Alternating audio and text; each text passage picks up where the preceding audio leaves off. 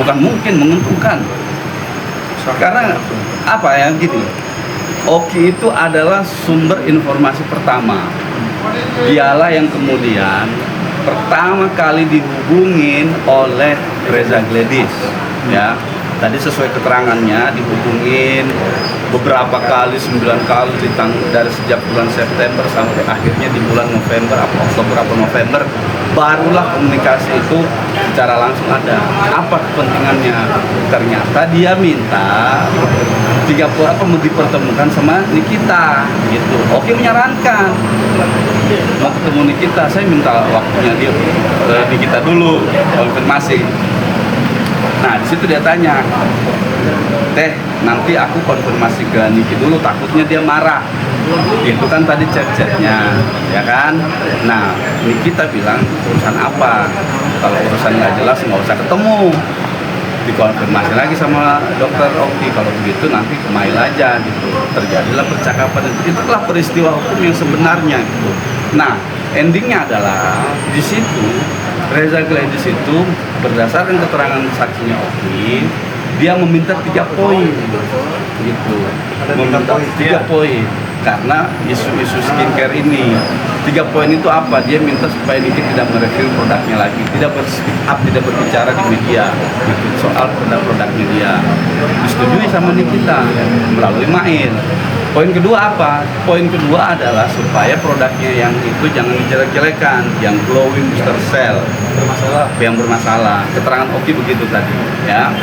Kemudian yang ketiga adalah apa? Dia diminta untuk pasang badan di media sosial. Siapa saja yang menyerang dia, kita diminta untuk pasang badan. Nah, 3 syarat ini yang diminta oleh Reza Gledis disetujui. Artinya apa? Artinya ada kesepakatan, hak dan kewajiban sudah terpenuhi, secara keperdataan sudah terpenuhi. Maka lahirlah bagaimana biayanya, kemudian skema pembayarannya seperti apa. Tuh. Nah, sudah disepakati pembayaran, sudah disepakati biaya, di tengah jalan diputus berdasarkan laporan polisi dengan dalil pemerasan. Gitu. Itu kan syarat dari pihak Reza Gledis. Kalau syarat dari Nikita waktu itu perjanjiannya? Kalau syarat dari Nikita cuma satu, dia bilang, gue mau review produknya dia yang bagus-bagus, tapi yang itu produk yang khusus glowing itu cabut, tarik, karena itu memang berbahaya, nggak punya izin edar, nggak punya BPOM, sudah dirilis sama BPOM pada waktu itu. Nah, itulah kemudian terjadilah angka itu, sepakatlah di angka itu, diserahkanlah. Bagaimana cara penyerahannya? Disepakati 2 miliar ditransfer ke perusahaan, 2 miliar diambil cash. Perusahaan itu ya kita tahu nih, kita pada saat itu membeli rumah. Gitu. Itu sih keterangan.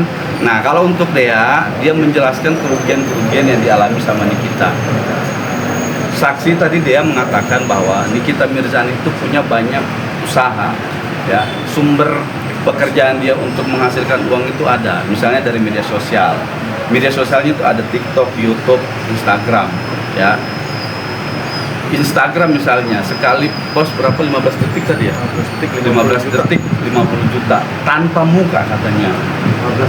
15 detik tanpa muka 50 juta.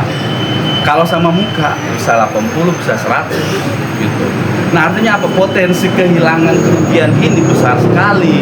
Itu 15 detik loh ya. Nah, sehari dia bisa memposting berapa apa itu? Endorse dari kliennya. Kita asumsi sederhana, misalnya sehari dia bisa memposting dalam waktu pagi sampai sore 10 kali, berarti dia sudah kehilangan 800 juta pada hari itu, pada waktu 1 hari. Dikali setahun, dikali itu satu ini, belum yang TikTok, belum yang YouTube, belum yang pekerjaan dia yang setiap bulan, ya, terkait dengan apa itu? Off air satu hari bisa 3 titik dalam waktu 45 menit. Nah, harganya berapa? Ada yang 100, minimal paling kecil 100, paling gede 300. Di luar kota 300. Kalau di dalam kota Jabodetabek 100 gitu. Satu hari 3 titik. Berarti satu hari dia bisa 300 juta. 1 bulan dia bisa sampai 15 titik untuk off air. Berarti angka gugatan yang disebutkan kemarin 300 Logis gitu.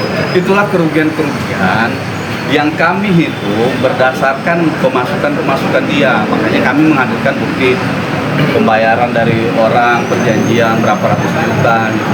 Nah itu konkret dengan dalil gugatan kami gitu. Nanti ada rekan kami nambah apa? Oke, terima kasih teman-teman semuanya. Jadi yang pertama begini, tadi sudah banyak hal disampaikan terkait dengan poin-poin apa saja yang disampaikan oleh para saksi kami, ya. Ada Dr. Rocky dan Dea, ya, selaku manajer daripada klien kami Jani. Nah, terus kemudian saya hanya menambahkan bahwa ini kan kemarin tadi kan ada sedikit keseruan, ya, keseruan, ya. Nah, dari kuasa hukum para tergugat ini, saya kira ini bentuk ekspresi yang tidak menghormati proses peradilan itu sendiri, ya. Kalau misalkan ada sikap toleransi daripada majelis hakim, itu hak majelis hakim, ya. Kalau mereka keberatan terhadap sikap itu, ya, silahkan menyampaikan secara bijaksana, tidak harus dengan teriak-teriak arogan, dan saya kira ini tidak menjadi contoh yang baik bagi masyarakat umum, khususnya pencari keadilan. Itu yang pertama.